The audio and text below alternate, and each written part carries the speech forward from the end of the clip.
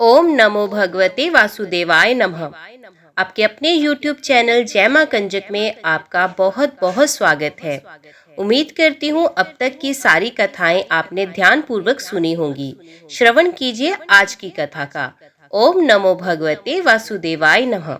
श्री नारायण बोले, इस प्रकार कहकर मौन हुए मुनीश्वर वाल्मीकि मुनि को सप्तनिक राजा दृढ़धन्वा ने नमस्कार किया और प्रसन्नता के साथ भक्ति पूर्वक पूजन किया। उस राजा दृढ़धन्वा से की हुई पूजा को लेकर आशीर्वाद को दिया, तुम्हारा कल्याण हो। पापों का नाश करने वाली सरयू नदी को मैं जाऊंगा। इस समय हम दोनों को इस प्रकार बात करते सायंकाल हो गया है।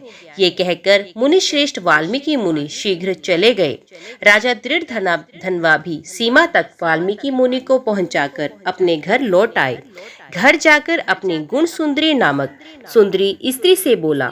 राजा दृढ़धन्वा बोला, इस सुंदरी राग, द्वेष, लोभ, मोह, मद, मात्सर्य इन 6 शत्रुओं से युक्त गंधर्व नगर के समान इस असार संसार में मनुष्य को क्या सुख है। कीट भिष्टा, भस्म रूप और वात, पित्त, कफ इनसे युक्त मल, मूत्र, रक्त से व्याप्त ऐसे शरीर से मेरा क्या प्रयोजन है। हे वरारोहे, अध्रुव शरीर से ध्रुव वस्तु एकत्रित करने के लिए पुरुषोत्तम का स्मरण कर वन को जाता हूँ। तब वे गुण सुंदरी ऐसा सुन के विनय से नम्रता युक्त तथा शुद्धता के हाथ जोड़कर अपने पति से बोली, हे नृपते, मैं भी तुम्हारे साथ चलूंगी। पतिव्रता स्त्रियों के पति ही देवता हैं। जो स्त्री पति के जाने पर पुत्र के गृह में रहती है, वे स्त्री पुत्र वधू के अधीन हो पराये गृह में कुत्ते के समान रहती है। पिता स्वल्प हो देता है और भाई भी स्वल्प ही देता है। अत्यंत देवी वाले पति के साथ कौन स्त्री ना जाएगी। इस प्रकार प्रिया की बात को स्वीकार कर पुत्र का अभिषेक कर स्त्री सहित शीघ्र ही मुनियों से सेवित वन को गया। दोनों स्त्री पुरुष हिमालय के समीप गंगा जी के निकट जाकर पुरुषोत्तम मास के आने पर दोनों काल में स्नान करने लगे। हे नारद, वहाँ पुरुषोत्तम मास को प्राप्त कर विधि से पुरुषोत्तम का स्मरण कर भार्या सहित तपस्या करने लगे। ऊपर हाथ किए बिना अवलंब पैर के अंगूठे पर स्थिर आकाश में दृष्टि लगाए निराहार होकर राजा श्री कृष्ण का जप करने लगे। इस प्रकार व्रत की विधि में स्थित हुए तपोनिधि राजा की पतिव्रता रानी सेवा में तत्पर हुई। इस प्रकार तप करते हुए राजा का पुरुषोत्तम मास संपूर्ण होने पर घंटिमाओं के जल से विभूषित विमान वहां आया। ऐसे तत्काल आए हुए पुण्यशील और सुशील सेवित विमान को देख स्त्री सहित राजा आश्चर्य युक्त हो विमान में बैठे हुए पुण्यशील और सुशील को नमस्कार किया। पुण्य वे स्त्री सहित राजा को विमान में बैठने की आज्ञा दिए। स्त्री सहित राजा विमान में बैठ के सुंदर नवीन शरीर धारण कर तत्काल गोलोक को चले गए। इस प्रकार पुरुषोत्तम मास में तप करके भय रहित लोक को प्राप्त होकर हरि के निकट आनंद करने लगे। और पतिव्रता स्त्री भी पुरुषोत्तम में तप करते हुए पति की सेवा कर उसी लोक को प्राप्त हुई। श्री नारायण बोले, हे नारद, मेरी एक जीवा है, इस समय इसका क्या वर्णन करूं। इस पृथ्वी पर पुरुषोत्तम के समान कुछ भी नहीं है। सहस्त्र जन्म में तप करने से जो फल प्राप्त नहीं होता, वे फल पुरुषोत्तम के सेवन से पुरुष को प्राप्त हो जाता है। श्री पुरुषोत्तम मास में बुद्धि पूर्वक अथवा अबुद्धि पूर्वक किसी भी बहाने यदि उपवास, स्नान, दान और जप आदि किया जाए तो करोड़ों जन्म पर्यंत किए गए पाप नष्ट हो जाते हैं। जैसे दुष्ट बंदर ने अबुद्धि पूर्वक 3 रात तक पुरुषोत्तम मास में केवल स्नान कर लिया तो उसके पूर्व जन्म के समस्त कर्मों का नाश हो गया और वे बंदर भी दिव्य शरीर धारण कर विमान पर चढ़कर जरा मरण रहित गोलोक को प्राप्त हुआ। इसीलिए ये पुरुषोत्तम मास संपूर्ण मासों में अत्यंत श्रेष्ठ मास है, क्योंकि इसने बिना जाने ही पुरुषोत्तम मास में किए गए स्नान मात्र से दुष्ट वानर को हरि भगवान के समीप पहुंचाया। अहो आश्चर्य है, श्री पुरुषोत्तम मास का सेवन जो नहीं करने वाले हैं वे महामूर्ख हैं, वे धन्य हैं और कृत्य हैं तथा उनका जन्म सफल है। जो पुरुष श्री पुरुषोत्तम मास का विधि के साथ स्नान, दान, जप, हवन उपवास पूर्वक सेवन करते हैं। नारद मुनि बोले, वेद में समस्त अर्थों का साधन करने वाला मनुष्य शरीर कहा गया है, परंतु ये वानर भी व्याज से पुरुषोत्तम मास का सेवन कर साक्षात मुक्त हो गया। हे तपोनिधे, संपूर्ण प्राणियों के कल्याण के निमित्त मुझसे इस कथा को कहिए। इस वानर ने 3 रात्रि तक स्नान कहाँ किया? ये वानर कौन था? आहार क्या करता था? उत्पन्न कहाँ हुआ? कहाँ रहता था? और श्री पुरुषोत्तम मास में व्याज से उसको क्या पुण्य हुआ? ये सब विस्तार से सुनने की इच्छा करने वाले मेरे से कहिए। आपसे कथामृत श्रवण करते हुए मुझे तृप्ति नहीं होती है। श्री नारायण बोले, कोई केरल देश का अत्यंत लालची, शहद की मक्खियों के समान धन में प्रेम रखने वाला, सर्वदा धन के संचय करने में तत्पर रहने वाला ब्राह्मण था। उसी कर्म से लोक में कदर्य नाम से प्रसिद्ध था। उसके पिता ने भी प्रथम उसका नाम चित्र शर्मा रखा था। उस कदर्य ने सुंदर अन्न, सुंदर वस्त्र का किसी समय उपभोग नहीं किया। उस कुबुद्धि ने अग्नि में आहुति, पितरों को श्राद्ध भी नहीं किया, यश के लिए कुछ नहीं किया और आश्रित वर्ग का पोषण नहीं किया। अन्याय से धन को इकट्ठा कर पृथ्वी में गाड़ दिया। माघ मास में उसने कभी तिल दान नहीं किया। कार्तिक मास में दीप दान और ब्राह्मणों को भोजन नहीं कराया। विशाख मास में धान्य का दान नहीं दिया और व्यतिपात योग में स्वर्ण का दान नहीं किया। विधित्री योग में चांदी का दान नहीं किया और ये सब दान कभी सूर्य क्रांति काल में नहीं दिए। चंद्र ग्रहण, सूर्य ग्रहण के समय न जप किया और न अग्नि में आहुति दी। सर्वत्र नेत्रों में आंसू भरकर दीन वचन कहा।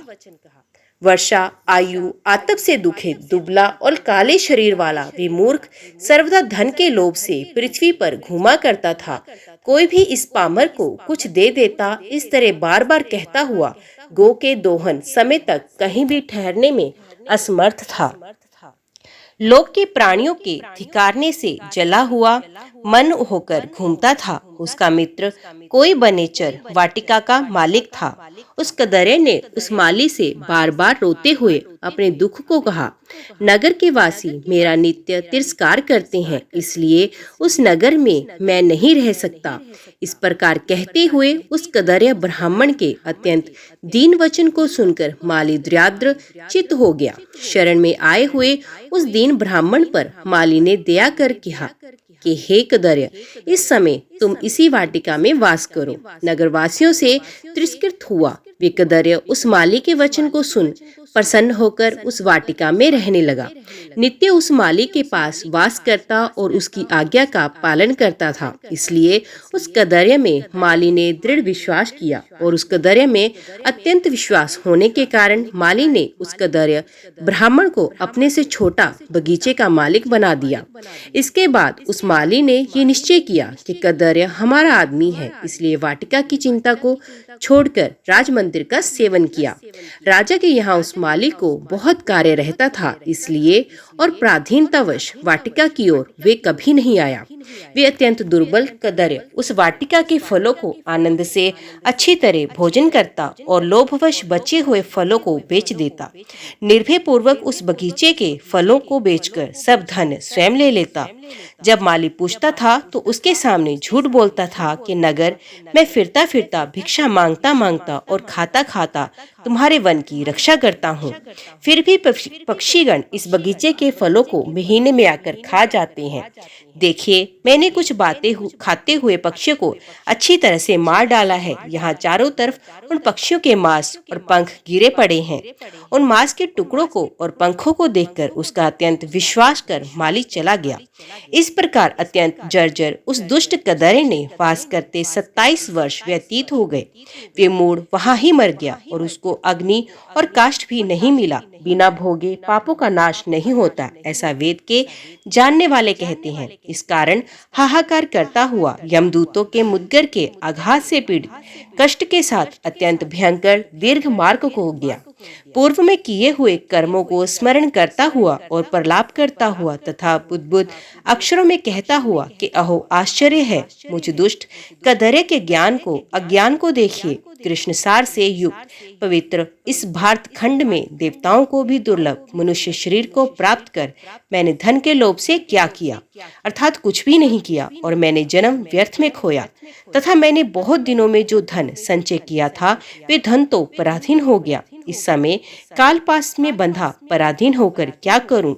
प्रथम मनुष्य शरीर को प्राप्त कर कुछ भी पुण्य कर्म नहीं किया, ना तो दान दिया, न अग्नि में आहुति दी, न हिमालय की गुफा में जाकर तपस्या ही की, मकर के सूर्य होने पर माघ मास में न गंगा के जल का सेवन किया, पुरुषोत्तम मास के अंत में 3 दिन उपवास भी नहीं किया, और कार्तिक मास में तारागण के रहते प्रातः स्नान नहीं किया। मैंने पुरुषार्थ को देने वाले मनुष्य शरीर को भी पुष्ट नहीं किया। अहो आश्चर्य है, मेरा संचित धन पृथ्वी में निरर्थक गड़ा रह गया। दुष्ट बुद्धि होने के कारण जीवन पर्यंत जीव को कष्ट दिया, और मैंने चिठराग्नि को भी कभी अन्न से तृप्त नहीं किया। किसी पर्व के समय भी उत्तम वस्त्र से शरीर को आच्छादित नहीं किया, न तो जाति के लोगों को, न बांधवों को, न स्वजनों को, न बहनों को, न दामाद को, न कन्या को, न पिता माता, न छोटे भाई को, न पतिव्रता स्त्री को, न ब्राह्मणों को प्रसन्न किया। इन लोगों को एक बार भी मिठाई से कभी तृप्त नहीं किया। इस प्रकार विलाप करते हुए उस कदर्य को यमदूत यमराज के समीप ले गए। उसको देखकर चित्रगुप्त ने उसके पाप पुण्य को देखा और अपने स्वामी धर्मराज से कहा, हे महाराज, ये ब्राह्मणों में अधम कृपण है, धन के लोभी इस दुष्ट कदर्य का कुछ भी पुण्य नहीं है। वाटिका में रहकर इसने बहुत पाप किया। माली का विश्वास पात्र बनकर साक्षात स्वयं फलों को चुराया, और जो पके हुए फल थे उनको खाया, और जो खाने से बचे हुए फल थे उनको इस दुष्ट ने धन के लोभ से बेच डाला। एक फलों के चोरी का पाप, दूसरों विश्वासघात का पाप। हे प्रभु, ये 2 पाप इस कृपण ने अत्यंत उग्र हैं, और भी इसमें करीब प्रकार के अनेक पाप किए हैं। नारद मुनि बोले, इस प्रकार ब्रह्मा के पुत्र चित्रगुप्त के वचन को सुनकर अत्यंत क्रोध से युक्त धर्मराज ने कहा, ये कदर्य 1000 बार वानर योनि में जाए और विश्वासघात का फल इसको बाध होवेगा। ओम नमो भगवते वासुदेवाय नमः।